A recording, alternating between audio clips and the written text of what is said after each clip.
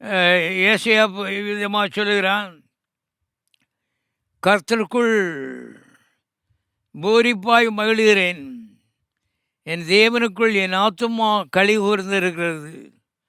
மணவாளன் ஆபரணங்களினால் தன்னை அலங்கரித்து கொண்டிருக்கும், மணவாட்டி நகைகளினால் தன்னை சிங்காரித்து கொண்டிருக்கும் ஒப்பாக அவர் ரட்சிப்பின் வஸ்திரங்களை எனக்கு உடுத்தி நீதியின் சால்வையை எனக்கு தரிப்பித்தார்.